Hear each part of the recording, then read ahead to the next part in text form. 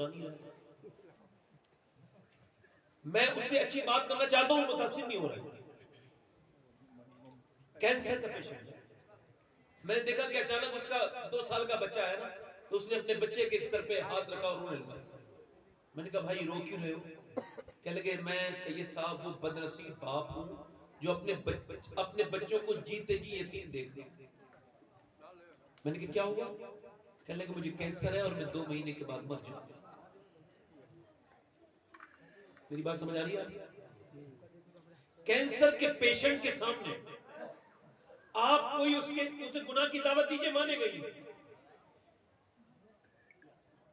अगर कैंसर का पेशेंट मुसलमान है तो जो करे भाई, अगर मुसलमान है ना तो उससे कहीं जरा मुस्कुराइए तो मुस्कुराएगा ही नहीं। उससे कहीं गुनाह कर लीजिए, नहीं करता। आपने देखा होगा जो अस्पतालों के चक्कर लगाता है, पेशेंट हो जाता है, वो इमोशनल भी हो जाता है। हमारे एक सतना में एक भाई है, अल्लाह उन्हें सेहत दे, कही आमीन। हुजूर गौस पाक का जलसा कराते थे, अब ठीक है तबीयत उनकी, उन्हें कैंसर हो गया। अरशद भाई नाम है उनका, मुंह में गुटखा खाने की वजह से कैंसर हो गया। आप लोग सुन नहीं रहे मेरी बात? गुटखा खाने की वजह से कैंसर हो गया। अब एक कैंसर के पेशेंट को मैंने देखा कि मैं उसके पास गया तो मैंने उसने कहा क्या करना चाहिए जो अल्लाह राजी हो जाए, कुछ दिनों के बाद मर जाऊंगा। तो मैंने कहा उसके सामने रोया करो, लोगों के सामने रोना बंद करो। ये आंसू अल्लाह ने किसी दूसरे के सामने रोने के लिए दिए नहीं, सिर्फ अपने लिए रोने के दिए।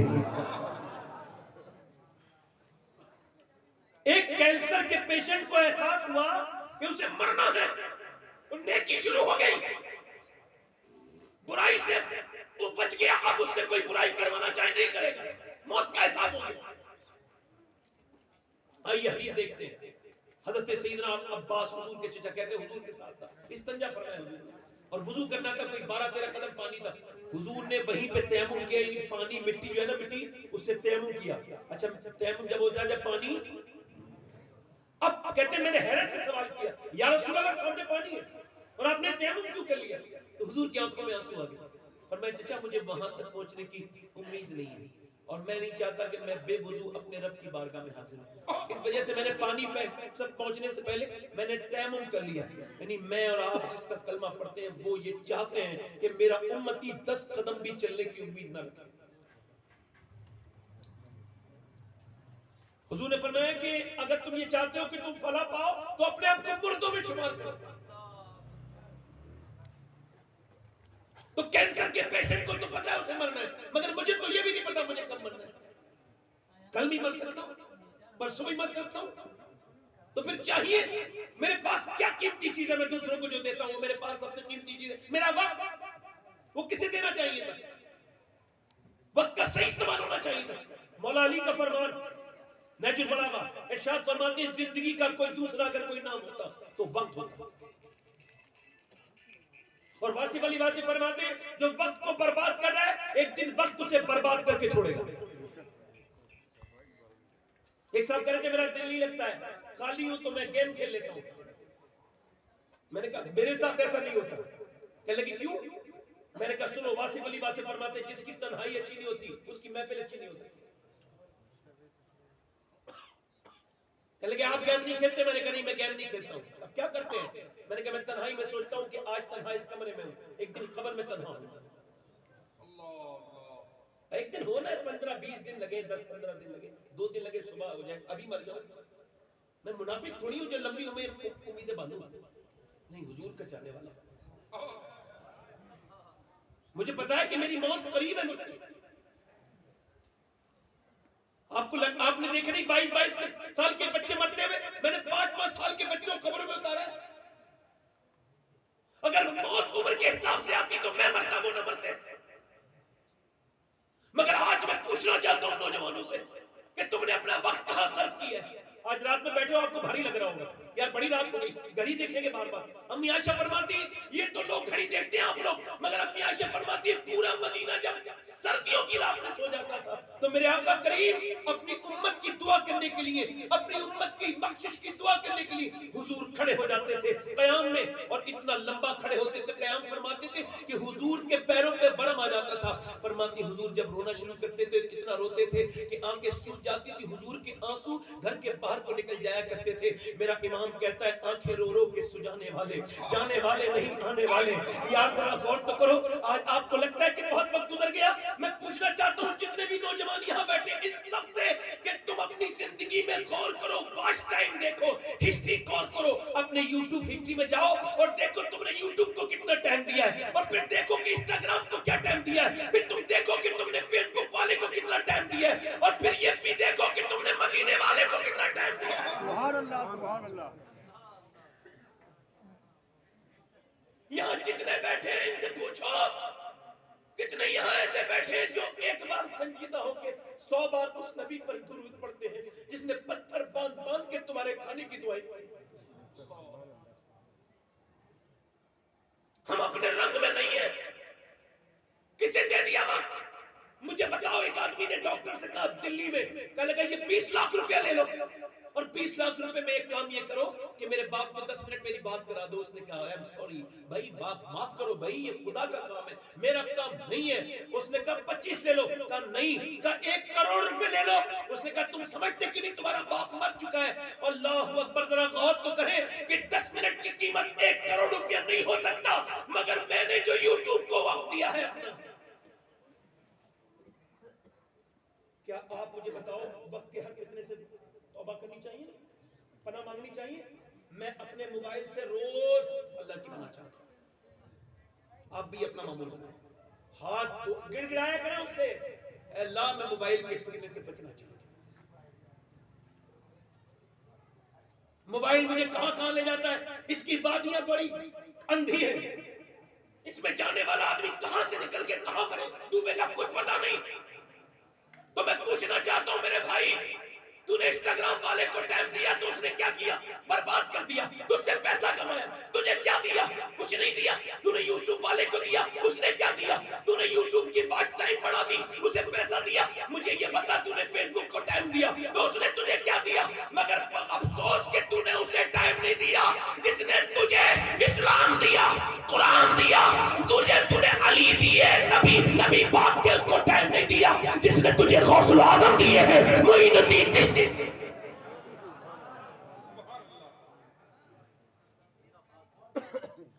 अच्छा, फिर किसी के अब जिक्र क्या होता है? चौराहे पे बैठ के फला साहब हमारे लीडर बन जाए तो अच्छा होगा, फला आ जाए, फला चला जाए। मैं ना पॉलिटिशियन हूं और ना कभी बात करता हूं पॉलिटिक्स की। पॉलिटिक्स के लिए मुसलमानों में पॉलिटिशियन अच्छे मौजूद हैं, वो करेंगे। मगर एक बात करना चाहता हूं, तुम जिन्हें अपना नेता कहते हो ना, इन सब के दामन इस लायक नहीं है कि उनकी कसम खाई जा सके। एक का भी किरदार और नेचर ऐसा नहीं है जिस पर कसम उठाई जा सके। तुम उसे भूल रहे हो। एक ऐसा भी तुम्हारी कौम में एक ऐसा बुजुर्ग गुजरा, एक ऐसा कायद गुजरा, एक ऐसा सुल्तान गुजरा, एक ऐसा बादशाह गुजरा, एक ऐसा शहंशाह गुजरा कि जिसने मियां 10 साल हुकूमत की दुनिया पर, कितने 10 साल हुकूमत की मदीने में, और उसने 10 साल के अंदर 1060 शहर फतह किए। एक विधानसभा की बात नहीं कर रहा हूं, एक लोकसभा की बात नहीं कर रहा हूं, ये 1060 शहर उसने 10 साल में फतह किए। और यानी उसके दौरे हुकूमत में हर 3 दिन के अंदर, उसके दौरे हुकूमत में हर 3 दिन के अंदर एक शहर फतह होता था। उसने 10 साल में 4000 मसाजिद तामीर करवाई। कितनी? 4000। ये बताओ, जब 4000 मस्जिदें बनी होगी तो मुसलमान कितने बने होंगे? मियां जरा गौर तो करो, वो वही तुम्हारा कायद है जिसने एक करवट ली तो उस वक्त की सुपर ताकत कैसर को बर्बाद कर दिया, और दूसरी करवट ली तो किसरा को बर्बाद कर दिया। उसने मियां नौशेरवा के गुरूर को खाक में मिला दिया। मियां उसके 14 पैमद उसके कपड़ों में लगे थे, एक पैमद उसके चमड़े का लगा हुआ था। मगर उसे पढ़ने के बाद मियां एक अंग्रेज ने कहा था, माइकल हार्ट ने कहा था, अगर दुनिया में 1 साल उमर और जिंदा रह जाता तो दुनिया में सिवाय इस्लाम के और कुछ।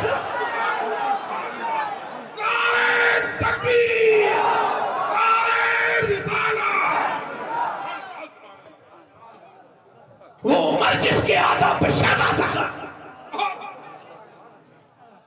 जब हिंदुस्तान आजाद बर्बाद हुआ तो हिंदुस्तान के बड़े मुअज़्ज़ज़ इज्जतदार पर्सन, क्या नाम है उनका, मोहनदास करमचंद गांधी, उसने कहा था खड़े होकर के मेंबर पे खड़े होकर, गांधी जी ने, जो हिंदुस्तान के बहुत बड़ी शख्सियत है, उन्होंने कहा था अगर इस मुल्क को आगे ले जाना है तो किसी दूसरे की नकल करोगे तो बर्बाद हो जाओगे।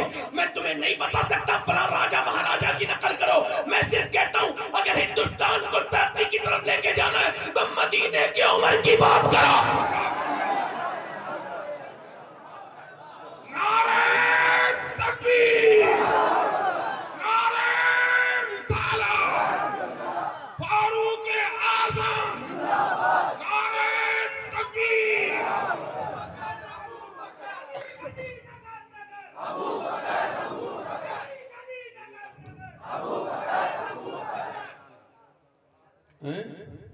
अली की औलाद से उमर का जिक्र सुनने कैसा लग रहा है, जरा बोलो तो सही सुभान अल्लाह।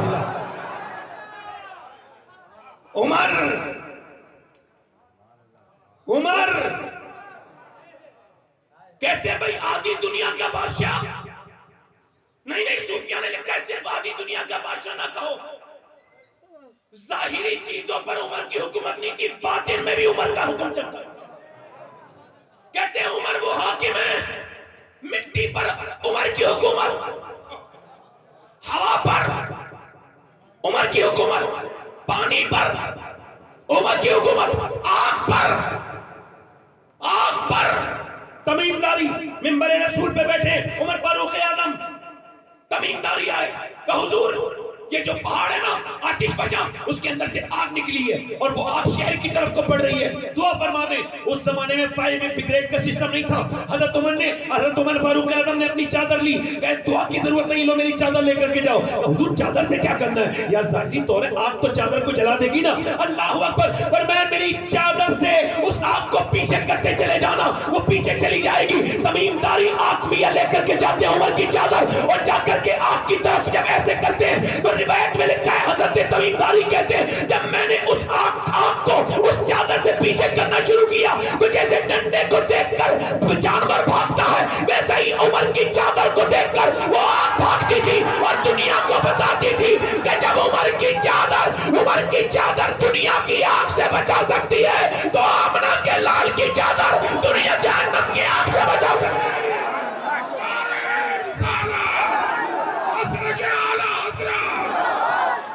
नारे तकबीर, नारे रिसालत, नारे रिसालत।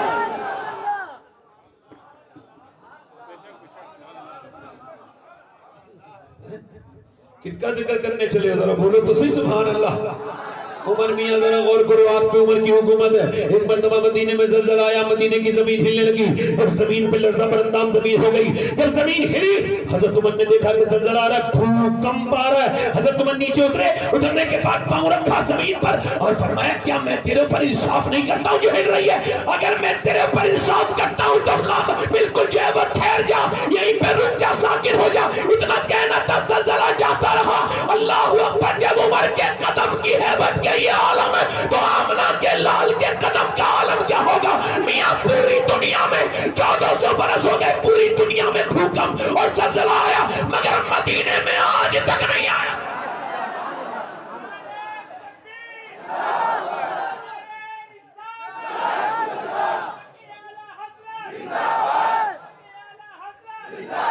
यार किनकी किन्हें अपना हीरो मानते हो भाई?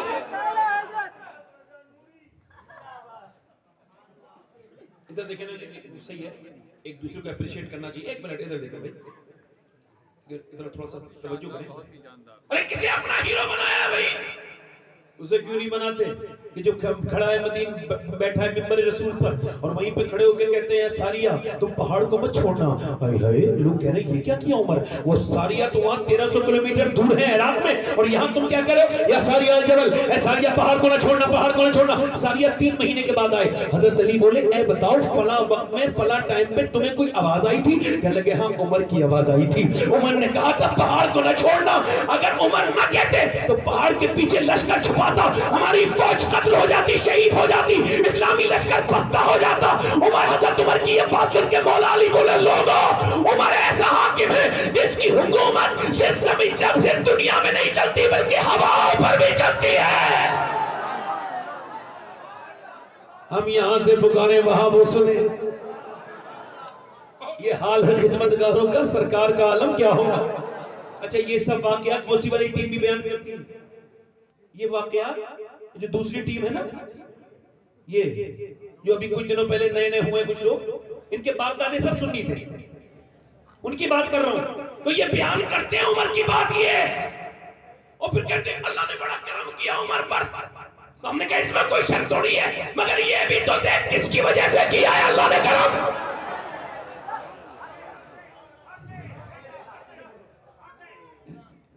अक्ल चौपायों को दे बैठे, समझो है कि नहीं भाई।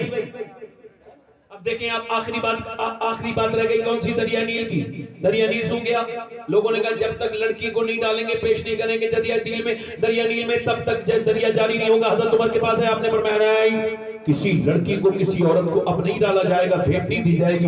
अब मुसलमानों की हुकूमत है वहां पर। फरमाया रोको, मेरे पास आओ। आपने एक पर्चा लिया, उस पे लिखा बिस्मिल्लाहिर्रहमानिर्रहीम, ये खत उमर बिन खत्ताब की तरफ से दरिया नील के लिए।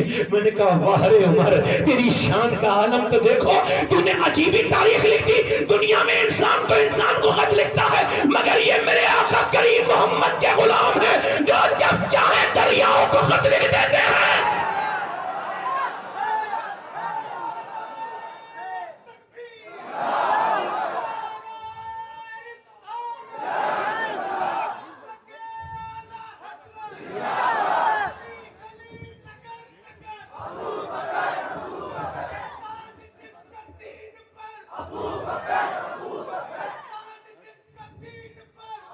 उमर उमर उमर उमर, बोलो जरा सुभान अल्लाह, बोलो अल्लाहु अकबर। आज मुझे लग रहा है, मेरा दिल कह रहा है कि आज मदीने से मेरे आका बलरामपुर की तरफ देखते होंगे कि आज कैसे गुलाम बैठे हैं खैरातें लेने फारूक आजम की। उमर अपने कायद को याद क्यों नहीं करते। मियां जब दरिया नील में वो डाला गया ना पर्चा, उसमें लिखा था ये खत उमर बिन खत्ताब की तरफ से दरिया नील के लिए, अगर तू अल्लाह के मुझ से बहता है तो बेहतर है, और अगर नहीं बहता है तो मुझे तुझसे कोई मतलब नहीं। जैसे ही दरिया नील में वो खत डाला गया, मियां दरिया जारी हो गया। 1400 बरस हो गया, आज तक जारी है। आज तक यार उमर ऐसे कैसे बन गए। उमर तो तलवार लेके हुजूर को माज़अल्लाह कत्ल करने आए थे, है ना, दुश्मन थे। 40वां नहीं होने दूंगा मुसलमान, तवज्जो है कि नहीं, 40वां नहीं होने दूंगा, इस्लाम को आगे नहीं बढ़ने दूंगा, कत्ल कर दूंगा, खत्म कर दूंगा। किसी ने कहा उमर ठहरो यार, आराम से, अपनी बहन बहनों को तो देखो क्या हुआ। तुम्हारे बहनों तो खुद मुसलमान हो गए। बहनों दरवाजे पे गए, देखा तो कुरान की तिलावत हो रही है। अब कहां होती है तिलावत, अब तिलावतों की आवाज घरों में से नहीं आती। कुरान की तिलावत, उमर की बहन कुरान सुन रही है, पढ़ रही है। दस्तक दी, बहनों ने दरवाजा खोला, का तुम मुसलमान हो गया। इतने टैक्स में थे हजरत उमर का, हाँ अल्हम्दुलिल्लाह मुसलमान।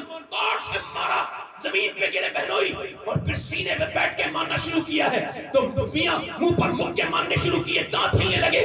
बहनोई के बड़े ताकतवर इंसान थे हजरत उमर। बहन आगे बढ़ के बोली, क्या मुझे तू बेवा कर देगा, ये बता तू मेरा भाई नहीं है। तो फिर बहनोई को छोड़ के बहन के मुंह पे थप्पड़ मारा है। एक तो लड़की, एक तो औरत, वो भी नाजुक, मुंह पे मारा है तो फिर गाल फट गया, मुंह के अंदर से खून निकलने लगा, और कई चपत मारे। और मारते मारते बहनोई बहन गिरती जाती थी, उमर मारते जाते थे। मारते मारते बोले बोल इस्लाम छोड़ेगी। उमर की बहन कहने लगी, ओ उमर, तू जिस खत्ताब का बेटा है, मैं उस खत्ताब की बेटी हूँ। तूने जिस माँ का दूध पिया है, मैंने भी उसी माँ का दूध पिया है। तू मेरी जान तो ले सकता है, मगर मोहम्मद का दिया हुआ ईमान।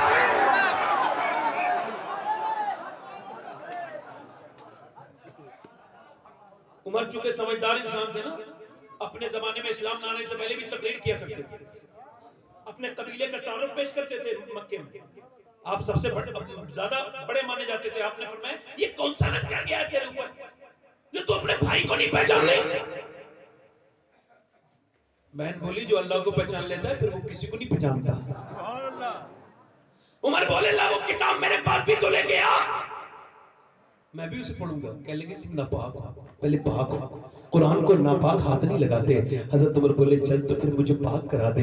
बहन हाथों पे पानी डाल रही है और डालते डालते रोते रोते कहती है मालिक देख मैं कितनी पिटी हूँ, मेरे मुंह से खून निकला है, मालिक मैं कितनी कमजोर हूँ, मेरा ये भाई है, इससे बहुत मोहब्बत करती हूँ, इसे ईमान की तौफीक दे दे, इसका हाथ धोना मेरा काम है, दिल धोना ये तेरा काम है। उधर एक दिन पहले मेरे हुजूर दुआ मांग चुके थे, ए अल्लाह अमर बिन हशाम या उमर बिन खत्ताब इन दोनों में से एक को ईमान की तौफीक अता फरमा दे। मेरा इमाम कहता है इजाबत का सेहरा, इनायत का जोड़ा दुल्हन बन के निकली दुआए मोहम्मद। मियां अरब का पहलवान आज जो है वो बहन के पास बैठा है। अल्लाह अकबर, आज बहन कुरान पढ़ रही है नहीं, अब लड़कियां कुरान नहीं पढ़ रही है, अब वो नॉवेल पढ़ रही हैं, अब वो देख रही है सीरियल और उनके एपिसोड। घरों से कुरान उठ गए। किस किस बात पर मैं बात करूं? मेरी बेटियां मेरी बहनें मुझे सुन रही हैं, ये सब मेरी बहनें मेरी बेटियां हैं। मैं किसी को तंज नहीं करता, मगर ये जरूर कहता हूं कि लड़कियों की सही परवरिश नहीं हो रही है।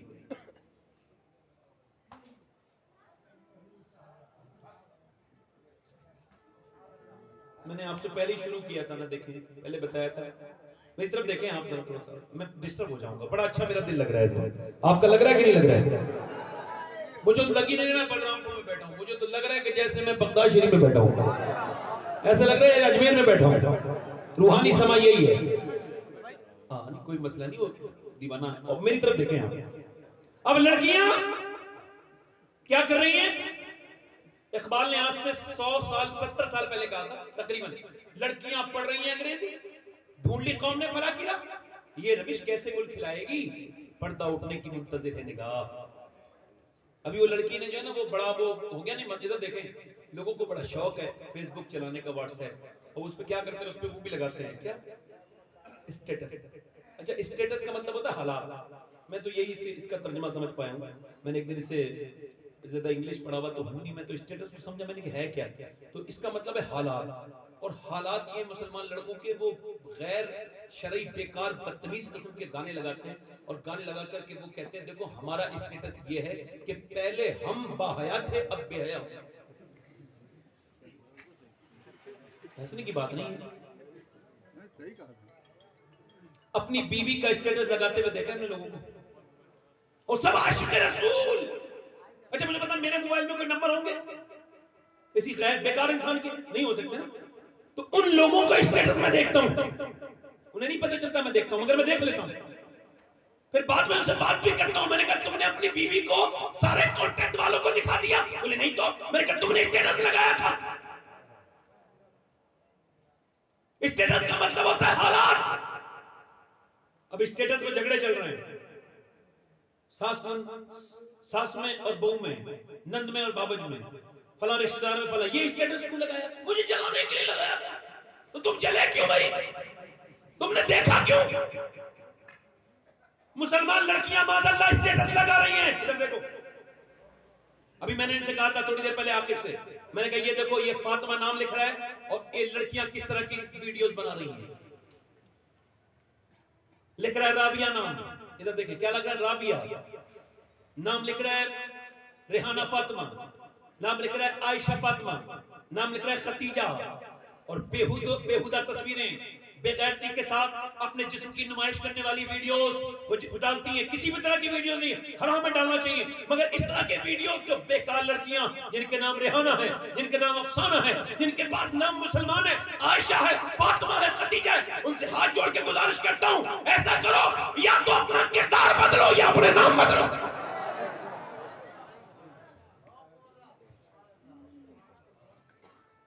स्टेटस का मतलब होता है हालात, और हालात ये कि मुसलमान लड़की के सर से दुपट्टा चला गया,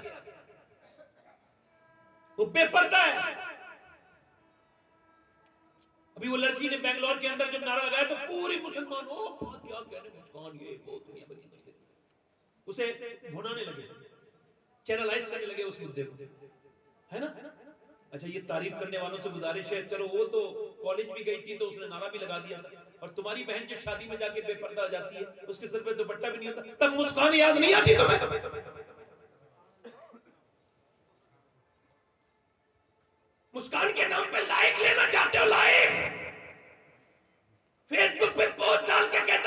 तो कर दो। मेरी बहनें कहती है लाइक तो कर दो, अरे इसे फॉलो तो कर लो। मैं कहता हूं मैंने आज तक स्टेटस नहीं लगाया। मुझे पता है स्टेटस सबको दिखाने का नहीं होता, क्योंकि सबको दिखाओगे रुसवा हो जाओगे। रब को दिखाओगे तो अल्लाह तुम्हें बरकतें अता करेगा। और इंसान स्टेटस लगाना है ना तो रात को मुसल्ले पर स्टेटस लगाया कर, ए मेरे रब मेरे हालात ऐसे हैं, इसे बदल दे। क्योंकि दुनिया लाइक करेगी तो कोई फायदा नहीं होगा। अगर मेरे रब ने एक लाइक कर दिया तो दुनिया भी कामयाब, आखिरत भी। क्या कागजी दुनिया में जी रहे हैं भाई। बच्चियां क्या कर रही हैं, अंग्रेजी पढ़ रही हैं। अच्छा, फिर एक साहब से मैंने कहा अपनी बहन को पर्दा कराया करो, बेटी को। कहने लगा मौलाना साहब कोई बात नहीं, मुझे अपनी बेटी पर भरोसा है। मैंने कहा तुम बड़े जाहिल साहब, मैं तुम्हें जलील करूंगा अपने अल्फाज में तो ठीक से जलील नहीं होगी। चलो जुनैद बगदादी का लहजा लेता हूं। जुनैद बगदादी से किसी ने कहा मुझे अपनी बेटी पे बड़ा भरोसा है, आपने धक्का दिया, जालिम जाहिल भाग्या से किसी बकवास करता है। तेरी बेटी ज्यादा भरोसे के लायक है या अल्लाह के रसूल की बेटी ज्यादा भरोसे के लायक है? और ये बता तेरी बीवी ज्यादा भरोसे के लायक है या हुजूर की बीवी ज्यादा भरोसे के लायक है? ये मुसलमान लड़कियां आज ऐसी बेपर्दा शादियों में, घर में रहेंगी तो बिल्कुल बेकार से कपड़े औरतें पहनेंगी, मगर शादियों में जाएंगी तो बेतहाशा बेकार, बिल्कुल बेकार। मेरी बहनों मेरी बेटियों ये क्या कर रही हो तुम, थोड़ी सी तारीफ के चक्कर में। एक साहब कहने लगे मेरी बीवी बड़ी नेक थी। मैंने कहा फिर पड़ोसन ने बड़ा परेशान कर दिया। क्या हुआ? कहने लगा पड़ोसन घर आ गई, कहने लगी तू इतनी मालदार है, जेवर अच्छे हैं और तेरे कपड़े भी अच्छे हैं, तू बिल्कुल पर्दे में जाती है, कुछ दिखाई तो देता ही नहीं। अरे सब अपने ही तो लोग होते हैं शादी में।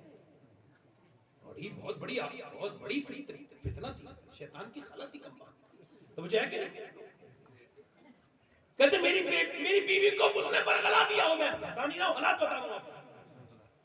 कहते नेक नमाजी औरत, अहले बैत से मोहब्बत करने वाली औरत, कहते वो उसके बातों में आ गई। कहते एक दिन मेरे साथ जा रही थी ना, तो मुझसे बोली कि कैसी लग रही हूं, तो मैंने उसकी तरफ देख के रोना शुरू कर दिया। उसने कहा क्यों रो रहे हो? मैंने तुमसे कितनी मर्तबा कहा है कि बेपर्दा मत फिरा करो, और फिर मुझसे पूछ रही हो कैसी लग रही है? मैं तो सुबह भी घर होता हूँ, शाम भी घर होता हूँ, तुम जब चाहो तैयार होकर मुझसे पूछ लो मैं कैसी लग रही हूँ। अब तो तुम जिन लड़कों के लिए तैयार हुई हो ना मेरी इज्जत बर्बाद करने के लिए, उन्हीं से जाके पूछो कि तुम कैसी लग रही हो। कहते मेरी आंखों में आंसू देख के मेरी बीवी को रहम आ गया, उसका दिल बदला। कहने लगी मुझे खैर लोग देखते। तो मैंने कहा और तुझे अच्छी नजर देखती है क्या? घटिया नजर देखती है, बेखरी नजर देखती है। आला हजरत फरमाते हैं जब औरत बीवी अपने मर्द के लिए पर्दा करती है, किसके? अपने मर्द के लिए मेकअप करती है, मेकअप ये सिंगार, तो फरमाते हैं जितनी मर्तबा आईना देखती है ना उतना ही सत्य का सवाब अल्लाह अता करता है। और जब वही औरत बेपर्दा होकर बाहर निकलती है तो हर कदम पे अल्लाह की लानत को समझ लीजिए। गौसुल आजम ने अपने खुतबे में इरशाद फरमाया, ये हदीस कुदसी को बयान करते हैं गौसुल आजम, फरमाते हैं अल्लाह ने फरमाया कि मैं जब किसी पर लानत भेजता हूं तो उसकी 7 नस्लों तक उसका असर रहता है।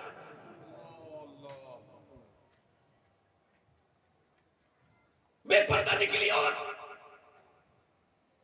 एक अंग्रेज लिखता है, इधर देखिए अंग्रेज लिखता है, वो कहना मैं जो है ना वहां गया था सीरिया, तो वो कैप्टन था वो फौज का, तो कहता है मैंने वहां देखा, वो बूढ़ा होकर फिर किताब लिखता है, कहना हमने 17,000-18,000 लोग मर गए, हमने ऐसे बमबारी की, तो उसमें से कोई कुछ लोग निकले, उसमें कुछ औरतें थी 60-70, तो उनके बुर्के भी फटे फटे थे, कोई ज्यादा अच्छे कपड़े भी नहीं थे उनके। कहते हैं बिल्कुल उसमें धूल से, अभी गूगल पे वो फोटो मिल जाएंगे आपको सीरिया की औरतों के, वो फटे हुए कपड़े और उनके ऊपर कहते हैं वो धूल पड़ी हुई, और वो कहते हैं वो औरत निकल के जा रही थी तो उसके हाथ में आधा बच्चा था जो मर चुका था, और वो कटा हुआ बच्चा था, बम से कट गया था, वो सारी पर्दे में थी। तो मैंने टन टोन कसा, मैं कि ये देखो ये मुसलमान हैं, इनके बाप मार दिए, भाई मार दिए, घर बर्बाद कर दिए, बच्चे मार दिए, मगर इनके पर्दे अभी तक खत्म नहीं हुए। कहते हैं अंग्रेज इंग्लिश जानती थी, पलट के बोली ओ अंग्रेज कुत्ते क्या बकवास करता है, सुन मेरा बाप मेरा भाई मेरा बेटा तो मर गया मगर मेरे नबी का इस्लाम अभी जिंदा है।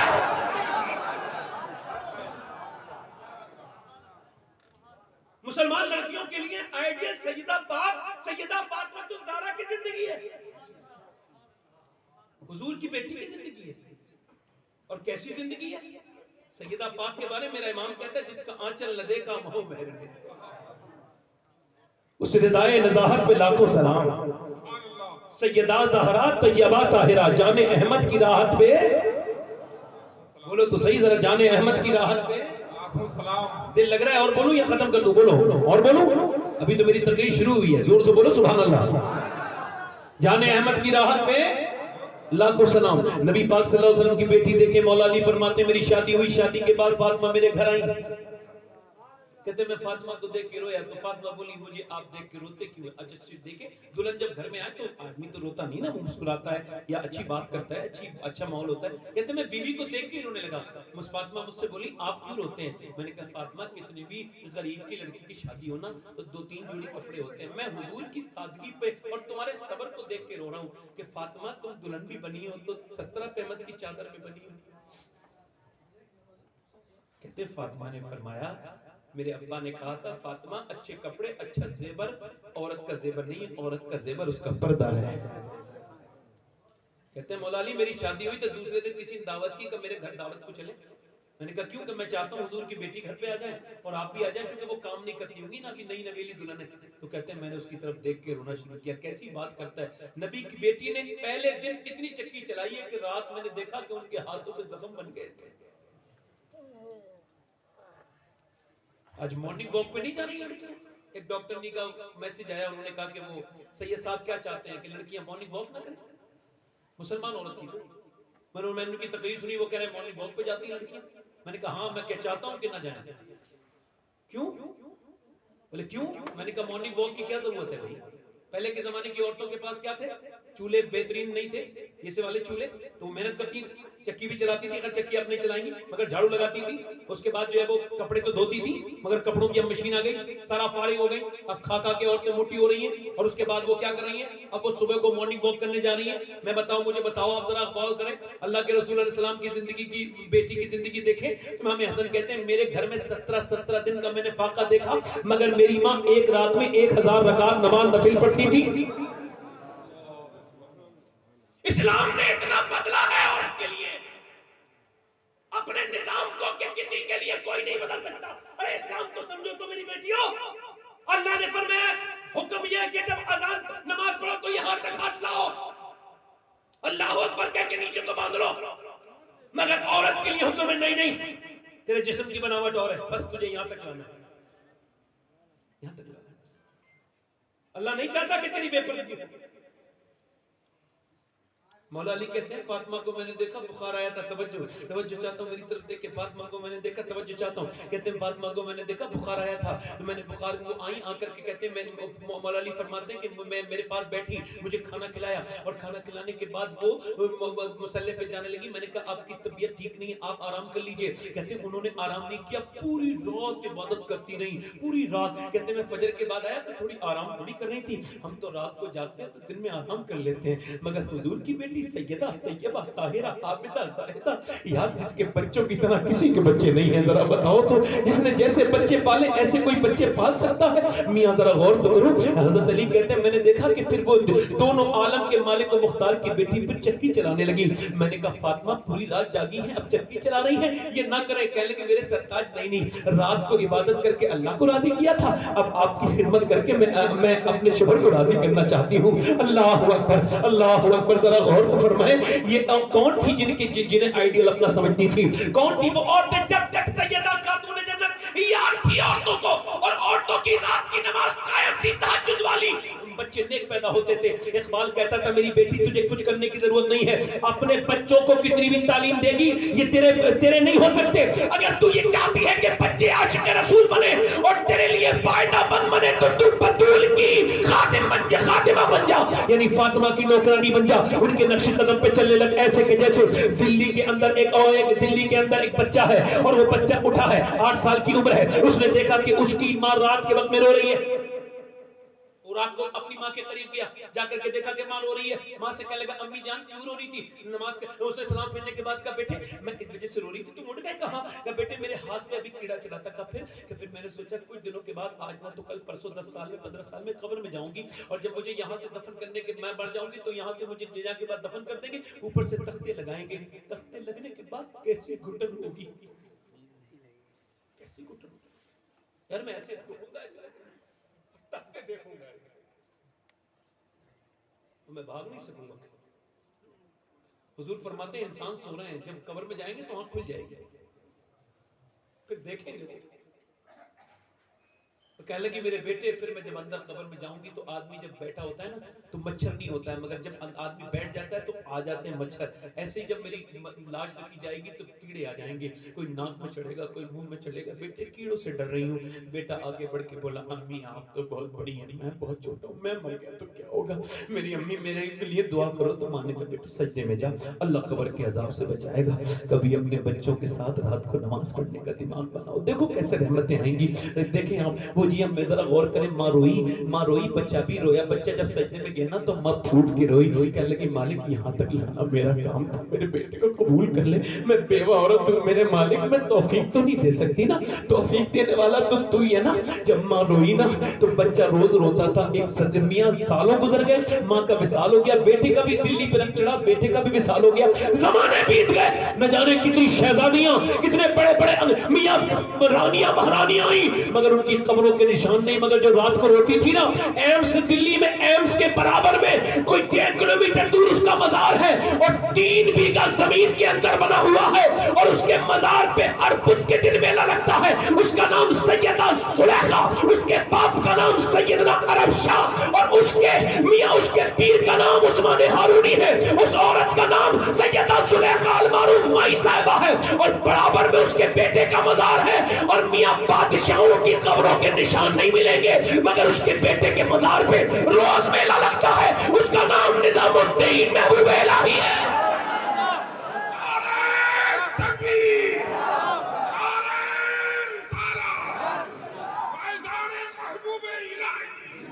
इकबाल कहता है मेरी बहन तू समझी नहीं इस बात को कि तेरा कुरान पढ़ना क्यों जरूरी है। समझ, तू अपनी किरात को नहीं समझी कि तेरा कुरान पढ़ना क्यों जरूरी है। इस वजह से कि तू जब मदीने में फातिमा बिन्ते मोहम्मद बन के कुरान पढ़ती है तो तेरा बेटा करबला में नेज़े पे चढ़ के कुरान पढ़ देता है, और जब तू मक्के में फातिमा बिन्ते खत्ताब बन के कुरान पढ़ती है तो तेरा भाई उमर पूरी दुनिया को कुरान का मतलब समझा देता है। कैसा समझाया मतलब? उमर ने दिल लग रहा है कि नहीं लग रहा है? बोलो, खत्म करूं और बोलूं? जरा बोलो, जरा मैं जरा उठने बैठने वाले लोगों से परेशान हो जाता हूं, वरना मैं थकता नहीं तकलीफ करते करते, है ना। जरा थोड़ा उठने बैठने वाले लोगों से जरा थोड़ी सी परेशानी हो जाती है, मगर ज्यादा नहीं होती, थोड़ी तो हो ही जाती है। एक बार गौस पाक तकलीफ कर रहे थे, जरा मेरी तरफ तो देखो जरा, कौन गौसुल आजम? जरा बोलो तो सही सुभान अल्लाह। उससे ज्यादा खूबसूरत इंसान उसके बाद कभी पैदा ही नहीं हुआ जैसा शेख मुहियुद्दीन अब्दुल कादिर जिलानी है। हाय हाय, मेरे आला हज़रत फरमाते हैं मुस्तफा के तने पे साया का साया देखा, जिसने देखा मेरी जहां जलवा ज़ेबा तेरा। उस पाक फरमाते कोई ये ना कहे वो मुझसे मोहब्बत करता है, वो कौन होता है मोहब्बत करने वाला? फरमाते पहले मैं करता हूं, वो बाद में करता है। एक बार तकरीर कर रहे थे तो चील ने डिस्टर्ब किया, को बोलने लगी चील। उस पाक को कहां गवारा कि बात हुजूर की हो रही है और को डिस्टर्ब हो जाए। आपने ऐसे करके चील को देखा, नीचे गिर के मर गई, 2 टुकड़े हो गए। आपने तकरीर के बाद उठाया, कहने लगे सुन मेरा नाम अब्दुल कादिर है, आज के बाद तुझे जिंदा तो कर रहा हूं, मगर बता रहा हूं इधर से गुजरे तो आवाज ना करना, इस बार जिंदा कर रहा हूं, अगली बार जिंदा नहीं करूंगा। मेरा इमाम कहता है तेरी चिड़िया है, तेरा दाना पानी, तेरा मेला, तेरी महफिल है।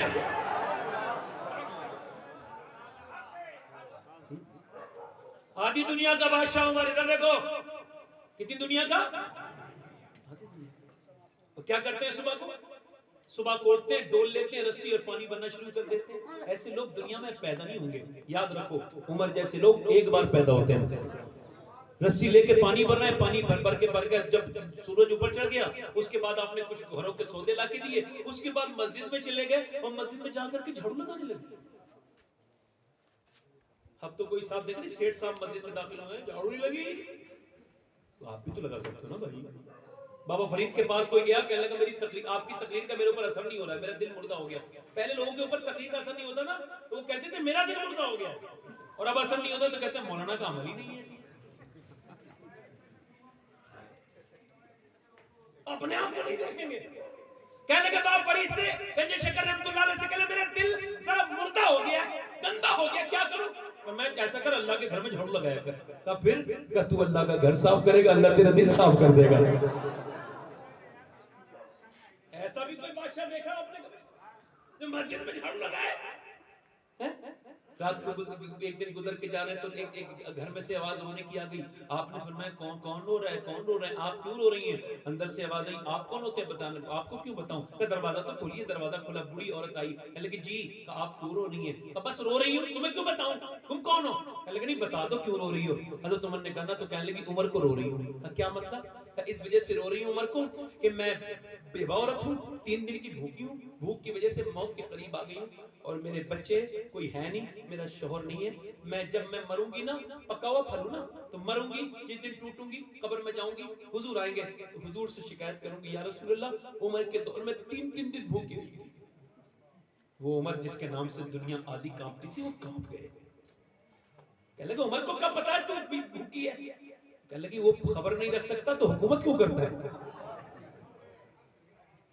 गए, खाना लेकर के आए, और खाना लेने के बाद उमर, ख्वाजा शेखुल इस्लाम ख्वाजा कमरुद्दीन सियालवी फरमाते थे उमर में और बाकी सहाबा में ये फर्क है कि बाकी सहाबा हुजूर के मुरीद हैं, उमर हुजूर की मुराद है। औरत को खाना खिला के बोले ऐसा कर, तू उमर को माफ कर दे। यार आधी दुनिया का बादशाह माफी मांग रहा है, बेवा औरत से, ना इसका कोई वोट है, ना इसका कोई खानदान है। माफ कर दे, आज माफ करता, माफी मांगता है कोई? अपनी मां से नहीं मांगता माफी, दुनिया से मांग लेगा माफी नहीं मांगेगा। अच्छा, जाकर के जज के पास, कलेक्टर के पास जाके लंबी लाइन लगाएगा, पुलिस के पास जाएगा, पुलिस वालों से गाली भी खा लेगा, मगर कमरे में जाके बीवी से माफी नहीं मांगेगा। मैं ए बीवी हो तुम मेरी, बाहर जाके पिट लेगा। यार तनाई में माफी तो मांगनी थी, कोई बिगड़ना भी नहीं था कुछ, मगर तकब्बुर माफी नहीं मांगने देता। दो लोगों में सुलह करा रहा था, तो इससे को माफी मांगे, मैं तो मांगू, इससे को ये माफी मांगे। बड़ी देर हो गई, सुलह ही नहीं हो रही दोनों में। मैं बैठा, मैंने कहा भाई मुझे कहीं जाना है, भाई आप आपस में सुलह करो। कहने लगे सही साहब इससे को माफी मांगे। मैं कहा भाई तुम दोनों किसी से माफी मांगो, मैं तुम दोनों से माफी मांग लेता हूं। अपनी मां से माफी मांगता है। एक न्याज में मैं गया तो एक औरत ने मुझे बुलाया, मां थी उसकी बच्चे की। कहने लगी सैयद साहब, मैं कहा हाँ, मेरे बेटे से कह दो कम से कम एक हफ्ते में 100 रुपए तो दे दिया करेगा। मैंने कहा क्यों? कहने लगे बीमारी है ना, मुझे तो भीख मांगनी पड़ती है। तो कहने लगी कभी नहीं मांगती सैयद साहब। फिर मुझसे कहने लगी सैयद साहब मैं इस वजह से इससे मांगती हूँ कि मैं पान खाने का मुझे शौक है, तो पान के लिए इससे पैसे मांगती हूँ। डांट देता है, इतनी बड़ी न्याज करा रहा है, इससे कह दो मुझे अपनी माँ को भी इससे बता दो, कुछ माँ का भी हक होता है। और फिर एक बात मालूम उसने क्या किया? लगे सही साहब छुपा छुपा के खाना लेके जाता है, फल ना माँ बाप से छुपा के लेके जाता है बीबी के कमरे में, समझता है कि मैंने देखा नहीं। क्या माँ से भी पेट छुप सकता है? मगर तुझे गैरत नहीं आई, भूल गया माँ को भूल गया। अम्मी आयशा फरमाती मेरे दरवाजे पे दस्तक हुई, मैंने दरवाजा खोला, एक औरत खड़ी कहने लगी कई दिन से भूखी कोई दे दी। अम्मा आयशा फरमाती मैंने 3 खजूरें दे दी। ये देख कितनी खजूरें दे दी, जरा 1 मिनट भाई फैजान भाई जरा तवज्जो करें, कितनी खजूरें? 3 खजूरें दे दी। फरमाती एक खजूर एक बच्चे के मुंह में दे दी, दूसरे के मुंह में दे दी, और फरमाती फिर तीसरी उसने खुद मुंह में रख ली। बच्चे खा चुके थे ना तो माँ को देखने लगे, माँ ने देखा कि बच्चे भूखे ना, तो मुंह से निकाली खजूर, आधा टुकड़ा इसका किया आधा इसका किया, दोनों के मुंह में रख दी, और फिर अपने बच्चों की तरफ मुस्कुराती हुई चली गई। हुजूर ये देख के मैं बहुत रोई हूँ। अल्लाह के रसूल ने फरमाया क्यों? तो हुजूर उस माँ की ममता देख करके बहुत रोना आ गया। यार जो माँ अपने पेट काट के तुझे खाना देती है उसे भूल गया। मैं सैयद साहब बैठे हैं, ये अल्हम्दुलिल्लाह इमाम हुसैन की औलाद है, आप सब नेक लोग हैं। मेरी वालदा, पहले मैं घर जाता था अपने, और ये बात कह रहा हूँ मैं कि मेरी दरवाजे पे दस्तक देने की मुझे जरूरत नहीं पड़ती थी, गाड़ी की आवाज सुन के अम्मी दरवाजा खोलती थी। कोई 1.25 साल से अम्मी अब उठ बैठ नहीं सकती और उन्हें फालिज हो गया है, पैरालिसिस हो गया है। तो अब जब मैं जाता हूँ तो दरवाजा कभी कभी देर लग जाती है, जाता हूँ तो वो जागी रहती हैं। तो एक दिन मैंने कहा अम्मी नींद नहीं आती रात को? मैं तो बहुत रात में आता हूँ। कहने लगे बेटे नींद आती है, मगर तुम्हारी गाड़ी की आवाज सुन के आवाज जो है मेरी आंख खुल जाती है। फिर मेरा हाथ पकड़ के एक दिन बोली तो हुजूर के जलसे में जाते हो तो ये दुआ करो कि अल्लाह मेरे हाथ पैरों को ऐसा कर दे कि मैं जब तुम आया करो तुम्हारे लिए गाड़ी का दरवाजा खोल दिया करो, मैं तुम्हारे लिए दरवाजा खोल दिया करो। यार माँ होती है, मरने के बाद क्या ठंडी मिट्टी से रो गए, जीते जी रोना अपने माँ बाप से बहुत बड़ा एहसान है माँ का। माँ जाहिर नहीं करती मगर बहुत बड़ी होती है, बाप भी जाहिर नहीं करता। एक साल कहने लगे सीधा मेरे बाप ने ना मुझे बेदखल कर दिया पैसे से। मैं कहा तुम्हें ईद मिले और ईद आने वाली है आपके बाप से। कहने लगे नहीं ईद तो नहीं मिला। मैं कहा ईद मिलने ना कर मैं मिलूंगा, बहुत नाराज है। मैंने कहा तुमने ईद भी मिलनी है दुरूद भी पढ़ना है। वो समझा कोई अमल चला गया, ईद के बाद आया। कह लगा अब्बा नाराज राजी हो गए। मैंने क्या हुआ? कह लगे ईद वाले दिन मैंने कहा अब्बा मिलना चाहता हूं। मैं नहीं मिलूंगा। मैंने कहा नहीं मिलना चाहता और मैं नहीं मिलूंगा। कहते मैं जबरदस्ती बाहों में जब उसे अपने बाप को दबोचा ना, उसे जब अपनी बाहों में गिरफ्त में लिया तो कहते वो मुझे हटाने लगा, मगर जब नहीं छुट सका ना और मैंने जब सीने की गर्मी उसके सीने तक पहुंची, मैंने दुरूद पढ़ा तो कहते वो सिसक सिसक के रोया। मेरा बुरा बाप उसकी गाड़ी जब भीगने लगी ना, मैंने कहा अब्बा क्यों रो रहे हो? कहने लगे बेटे तूने इतनी इज्जत कभी नहीं दी थी, इतनी मोहब्बत आज तू मुझसे कर रहा है। अगर इतनी मोहब्बत करता मैं तुझसे नाराज नहीं होता। तू तो मुझे बेकार समझता था। तू ये समझता ये दौलत मेरी है, मेरी दौलत तू है। मैंने अपनी जवानी में आग लगा के तेरी जवानी कायम की है। मेरे बेटे तेरे स्कूल की फीस जमा की है, तेरे लिए मैं रातों को जागा हूं। मैंने किस किस आदमी की जब बात सुनी है, मैंने अपनी पूरी जिंदगी लगा दी, मगर तू मुझसे दो पौरे बात भी नहीं करता है। दुनिया सलाम करता है, मुझसे नहीं करता है। कह लगे सैयद साहब मैं 40 साल का हूं मगर आज तक बहुत लोगों से ईद मिला हूं, मगर जो ठंड दिल में अपने बाप से ईद मिल के मिली है ना वो किसी से नहीं मिली। मैं कहता हूं यार फिर बाप मर जाएगा तो फिर कोई फायदा नहीं होगा। बाबा फरीद कहते हैं अपने बाप का तलवा बगैर किसी कपड़े के चूम लेना एक फरमाते 7 साल की नफली इबादत से बेहतर है। मेरे हुजूर फरमाते जिसके माँ बाप राजी हो गए उससे अल्लाह राजी हो गया। अल्लाह अकबर। मियां जब दिल में इश्क हो ना तो और आदमी क्या कह रहा है, उमर जैसा आदमी कह रहा है तू मुझे माफ कर दे। औरत बोली कि क्यों? का उमर को माफ कर दे। का तुझे मैं नहीं माफ करूंगी। का माफ कर दे। उसे पता नहीं था माफ कर दे। कह लगी चल माफ करती हूँ, तू कहता है तो माफ करती हूँ। उमर बोले लिख के दे। का मैं लिखना नहीं जानती हूँ, तू लिख ले मैं दस्तखत कर दूंगी। उमर ने क्या लिखा? एक औरत नाराज हो गई थी उमर के जमाने में, उमर ने उसे मना लिया, वो अब ठीक हो गई, राजी हो गई। ये इस पे दस्तखत होने वाले थे, मौला अली आ गए, हजरत हुजैफा आ गए। कह लगे अमीर मोमिनीन आप यहाँ बैठे, हम आपको ढूंढ रहे थे। औरत ने कहा ये अमीर मोमिनीन है? कहां? कि उमर है? कहां? रो के बोली उमर मुझे माफ कर दो, मैं तो तुमसे पानी मंगवा रही थी ऐसे जैसे नौकरों से मंगवाते हैं। मैं तो तुमसे ऐसा सलूक कर रही थी जैसे तुम कोई नौकर और तुम मेरे घर आ गए। मैंने कितनी बुराई की तुम्हारे सामने, तुम्हारी तुमने मुझ पे कितना। उमर बोले देख मेरी तेरी बात हो चुकी है, लिख दे अब इस पे दस्तखत कर दस्तखत इस पे। आपकी बात हो गई ना मेरी, अब लिख दो। औरत ने दस्तखत कर दिए। अली के हाथ में खत लिख के बोले अली मुझे लगता है मेरा इंतकाल पहले होगा, तेरा बाद में होगा। जब मैं मरूना तो मेरी कब्र में ना मेरे कफन के अंदर यही वाला जो है वो रुक्का रख देना, और जब मेरे हुजूर आएंगे तो मैं कहूंगा या रसूल अल्लाह। पूछेंगे उमर बता कैसी हुकूमत की? कहूंगा हुजूर एक बूढ़ी नाराज हो गई थी, मैं उसे भी राजी करके लाया हूं, लिखवा के लाया हूं। अल्लाह अकबर। या मकसद हुजूर की रजा बन जाए। आज हम उमर को भूल गए। मेरी बात आखिरी दर्जे में जा रही है। उमर को भूल गए। अल्लाह। एक दिन हजरत उमर अपने घर आए, रोने लगे। बीबी बच्चों ने कहा क्यों रो रहे हैं? हजरत अब्दुल्लाह उमर बोले कहा वो बाहर लोग मेरी बड़ी तारीफ कर रहे हैं। कब फिर तो लोग कहने लगे उमर का मिजाज बड़ा अच्छा है और उमर ने खिलाफत करके दिखा दी, हुकूमत करके दिखा दी। तो कहने लगा आप रो क्यों रहे? कर रो इस वजह से रहो मैं बाहर ही लगा रहा, मैंने अपने घर वालों का कोई हक तो ठीक से अदा नहीं किया। तुम्हें कुछ शिकायत तो नहीं मुझसे? बी बोली आप पूछते तो बताती हूँ मैं चाहती थी कि आप मेरे साथ रहे मगर आप मुझे टाइम नहीं देते, मुझे आपसे शिकायत। हजरत उमर आगे बढ़ के बोले ऐसा कर फिर अल्लाह की रजा के लिए मुझे माफ कर दे। बीबी से माफ कर दे, माफी मांगते देगा? अपनी गलती की तो मांग सकते हैं ना।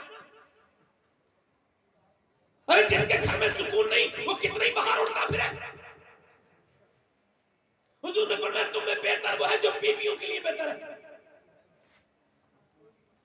मैं अपने भाइयों से गुजारिश करता हूं, नौजवानों से मेरी तकरीर में हजरत उमर पे मैं और गुफ्तगू कर सकता था मगर थोड़ा सा रुक फेर के अपनी बात को खत्म कर लो।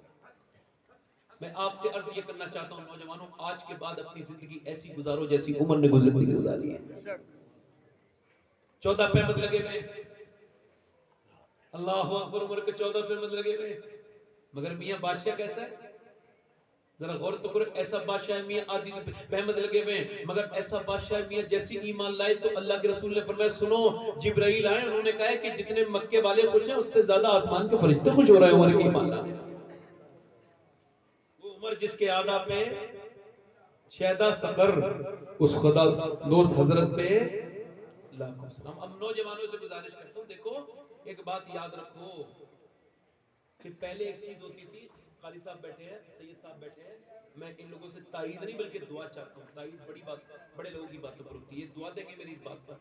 पहले गुनाह को गुनाह समझा जाता था, अब एहसास से गुनाह खत्म हो चुका है, अब गुनाह को गोया गुनाह ही नहीं समझा जाता। एक बात याद रखें, जब कैंसर की दवा असर करना बंद कर देती है ना कैंसर के मरीज पे, तो वो कहते हैं अब इसके जिस्म में कुछ बचा। और जब गुनाह इंसान के ईमान पे असर करना बंद कर दे तो समझे ईमान में कुछ नहीं बचा, खोखला रह गया।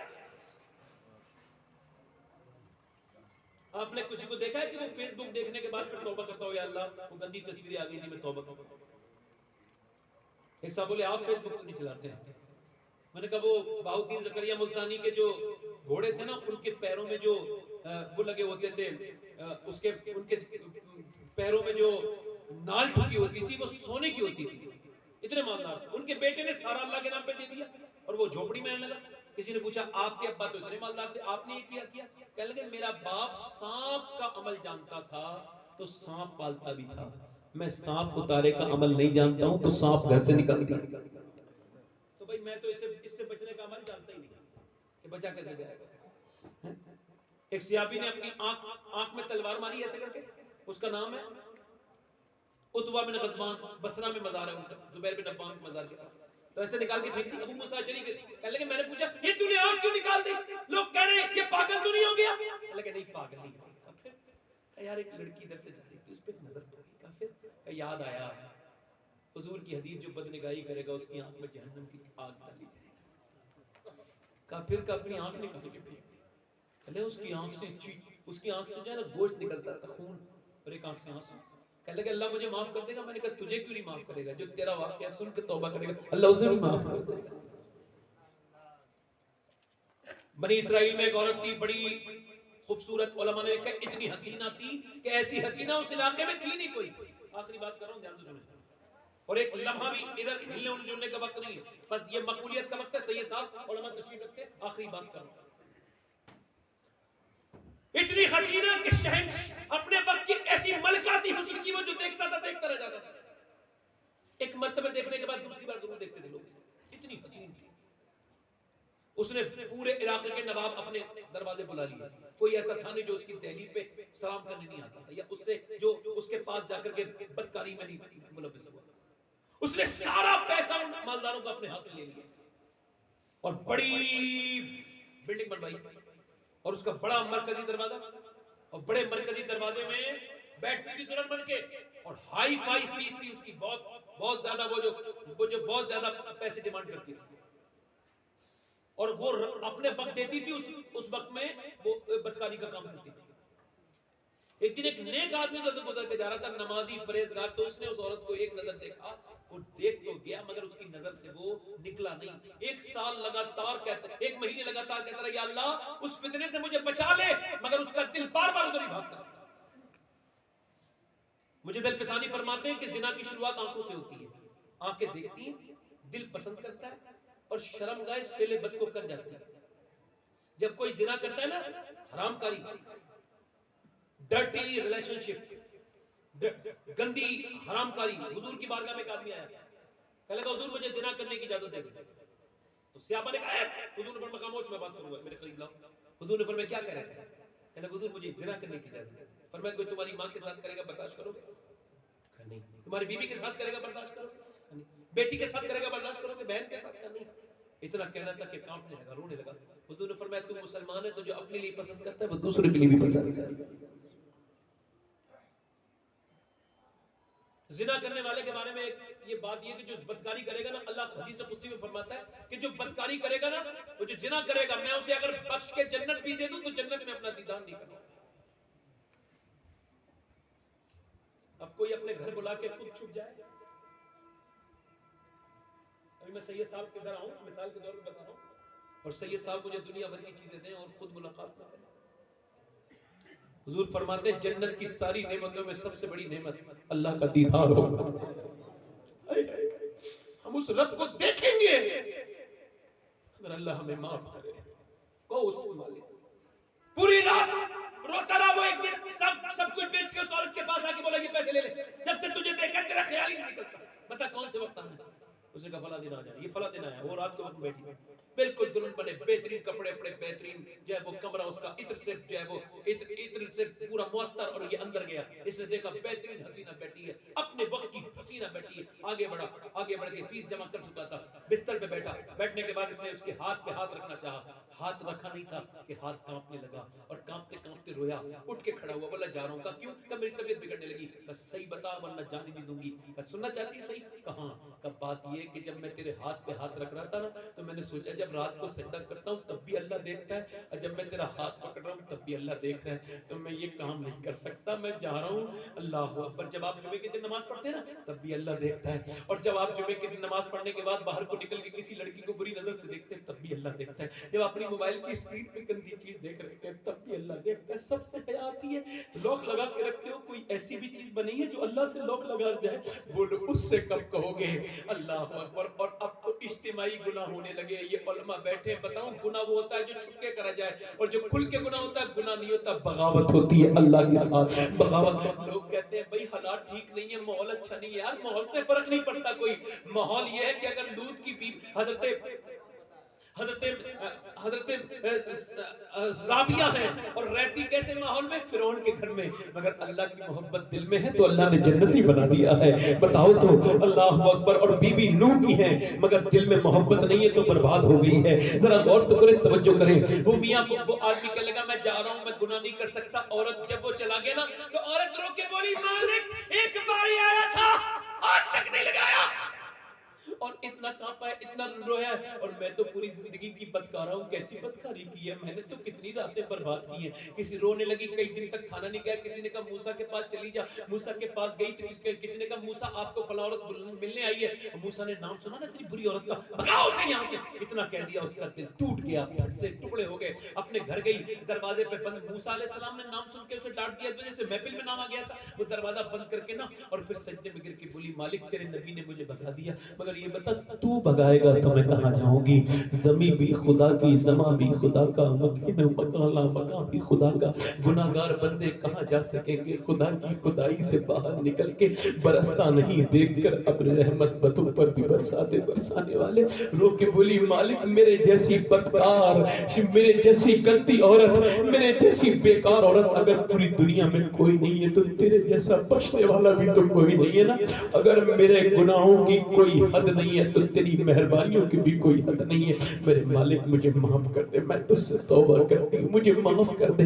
मेरे रब ऐसे कह रही थी, दरवाजे पे दस्तक हुई, कहने लगी देख मालिक दरवाजे पे फिर कोई गाहक आ गया, ये मुझे गंदा कर देगा, मुझे बचा ले। दरवाजा और जोर से खटखटाया, फिर इसका दिल धड़का, मालिक ये मुझे बर्बाद कर देगा, ये मुझे बर्बाद कर देगा। फिर दरवाजा जोर से तो डर गई कहीं टूट न जाए दरवाजा खोला, सामने मूसा अलैहिस्सलाम खड़े थे। कहने लगी आप कैसे आ गए, आपने तो मुझे भगा दिया। तो मूसा रो के बोले मैंने भगाया जरूर था मगर मुझे क्या पता, अभी जिब्राइल आए हैं, अल्लाह ने भेजा और कहा मेरी बंदी से कहना मूसा वो जो छुप छुप के रो रही है ना आंसुओं के साथ, अल्लाह ने उसके आंसुओं से उसके सारे गुनाह धो दिए।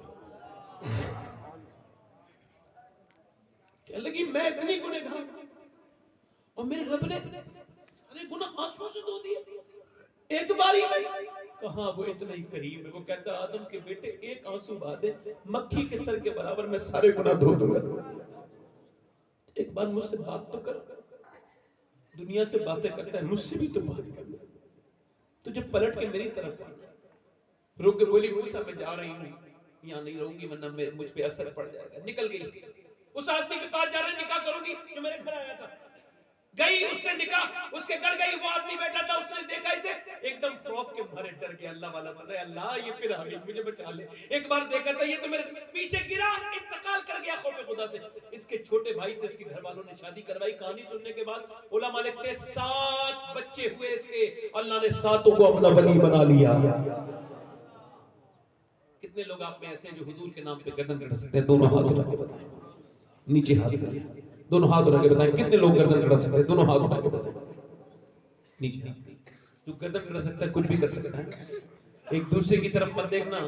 उलमा बैठे, आप सब बरकत वाले, ये साहिब मजार तशरीफ फरमाए, इनकी रूहानियत यहाँ काम कर रही है। मेरा दिल बार बार उधर को उछलता है। मैं पूछता हूँ आपसे, बताओ कितने लोग हैं जो गर्दन भी कटा देंगे हुजूर के नाम पे? हाथ उठा के बताएं, नीचे हाथ कर लें। जो गर्दन कटा सकता है, कुछ भी कर सकता है ना, नीचे हाथ करें। तो कितने लोग ऐसे एक दूसरे की तरफ देखें जो गर्दन भी कटा देंगे और आज से मेरे हुजूर के नाम पे पूरी दाढ़ी भी रखा लेंगे, इस महफिल में खड़े हो जाएंगे? कितने लोग हैं? एक, दो, कोई तीसरा आशिक रसूल है जो आज से पूरी दाढ़ी रखे? अक्ल वालों के नसीबों में कहां ज़ौक़ जुनून, इश्क वाले हैं जो हर चीज लुटा देते हैं। भाई खड़े रहो, खड़े रहो। जब मैं बिठा लूं तो बैठना, कोई बच्चा ना खड़ा हो, बड़े लोगों से कह रहा हूं, खड़े रहो। 1 2 3 4 5। कोई और आशिक रसूल है? खड़े रहो भाई, खड़े रहो। 1 2 3 4 5 5 हो गए। कोई और आशिक रसूल है? 100 शहीदों का सवाब है यार। कब्र में जाना है ना, देखो सुभान अल्लाह, कब्र में जाना है ना, कब्र में। इधर देखो भाई, दौलत नहीं जाएगी कब्र में, गाड़ी भी नहीं जाएगी, मगर दाढ़ी जाएगी। जब मैं कब्र में जाऊंगा ना, मैं कब्र में जाऊंगा ना, तो मैं कहूंगा या रसूल अल्लाह, ये एक सुन्नत मैंने कभी नहीं मुड़ाई, हुजूर आपके लिए लाई। नारे तकबीर, नारे रिसालत। कोई और है? कोई आशिक रसूल और है? दीवाना रसूल, 7वां आशिक रसूल, 7वां, माशाअल्लाह। 1 2 3 4 5 6। कोई और आशिक रसूल है? 100 शहीदों का सवाब है। 11 तो पूर्ण हो जाओ कम से कम। नहीं, वो जितना अल्लाह चाहेगा हो जाएगा। आप मुझे मुश्किल में क्यों डाल रहे हैं? वो इधर खड़े हो गए माशाअल्लाह, 7 हो गए, 6 हो गए माशाअल्लाह। 4 आशिक रसूल और हैं, इमाम हुसैन वाले। जब इन्होंने कह दिया तो 10वीं कर दो इमाम हुसैन। 100 हुजूर के रंग में रंग के तो देखो। याद रखो, तुम जो कहते हो ना कि दाढ़ी रखाओ, तो आदमी कहता है दाढ़ी लगा के झूठ बोल रहा है, तो तुझे ये समझ नहीं आया कि गुनाहों से बचाने की बहुत बड़ी चीज ये अल्लाह के रसूल की सुन्नत दाढ़ी है। औरतें शादी नहीं करती, लड़कियां। खड़े रहो भाई, दाढ़ी वाले से मैं कहता हूं, मेरी बहनों, मेरी बच्चियों, जरा अक्ल से काम लो। जो दाढ़ी आज के जमाने में रखाएगा, उससे शादी करने में देर न लगाया करो। कोई नेकी आदमी होगा जो फैशन के जमाने में हुजूर की सुन्नत रखा लेगा। दाढ़ी वाले की तहकीक भी नहीं करनी चाहिए, नेकी होता है। और बगैर दाढ़ी वाला क्या है मतलब? इधर देखें भाई, बार बार दाढ़ी आने के बाद इसे मर्द बनाना चाहती है, मगर ये बार बार जो है ना इसे मुड़ होता है। कितने हो गए भाई? 9 हो गए। ये आशिक रसूल और खड़ा हो जाए, इमाम हुसैन, सुभान अल्लाह। कोई और आशिक है? हाथ ऊपर कर लो, दाढ़ी रखाने वाले हाथ ऊपर कर लो। सिर्फ दाढ़ी रखाने वाले वो भी इधर खड़े माशाअल्लाह। कोई इंशाअल्लाह सैयद साहब को गवाह बनाकर उलमा को कि आज के बाद न कभी दाढ़ी कटेगी न मुड़ेगी इंशाअल्लाह, है ना? बैठ जाए इंशाअल्लाह। कितने लोग ऐसे आज से अपने रब के हुजूर रोया करेंगे, नमाज पढ़ा करेंगे? हाथ दोनों हाथ उठा के कहो इंशाअल्लाह, इंशाअल्लाह नमाज पढ़ेंगे इंशाअल्लाह। नियत करो, हाथ ऊपर करो। ऐ अल्लाह, हाथ उठाना इनका काम है, कबूल करना तेरा काम। जिक्र उमर के सदके में नमाज दे परवरदिगार। इंशाअल्लाह अपनी बहन बेटी को पर्दा कराएंगे, माँ बाप की खिदमत करेंगे इंशाअल्लाह, मसलक आला हज़रत पे कायम रहेंगे इंशाअल्लाह। अल्लाह आप सबको सलामत। दाढ़ी रखाने में शर्म मत किया करो। दाढ़ी रखाने से खूबसूरती कम नहीं होती, बढ़ जाती है। अभी कुछ दिनों पहले बरेली से एक जनाजा निकला ना, तो ऊपर छतों पर से देखते थे गैर मुस्लिम और कहते थे बरेली का अख्तर रजा इतना हसीन है, तो फिर बगदाद के गौसे आजम कितना खूबसूरत होंगे। इंशाअल्लाह नमाज पढ़ेंगे इंशाअल्लाह। अल्लाह ताला आप सबको सलामत रखे। मुझसे देखो पढ़ने में करने में कोई गलती हो गई है ना, तो मुझे माफ कर दे, मैं तौबा करता हूं। आप भी तौबा करें, पढ़े अस्तगफिरुल्लाह रब्बी मिन कुल्ली ज़म्बिन व अतूबु इलैह। पढ़ लीजिए ला इलाहा इल्लल्लाहु मुहम्मदुर रसूलुल्लाह। मेरी जिंदगी का मकसद तेरे दीन की सरफराजी, मैं इसीलिए मुसलमान, मैं इसीलिए नमाजी। इस्लाम जिंदाबाद, मसलक आला हज़रत पाइंदाबाद। इन्न दीन इंदल्लाहिल इस्लाम। सदक़ल्लाहुल अज़ीम। अस्सलामु अलैकुम व रहमतुल्लाहि व बरकातहू। आपका बहुत शुक्रिया, अल्लाह आपको खुश रखे।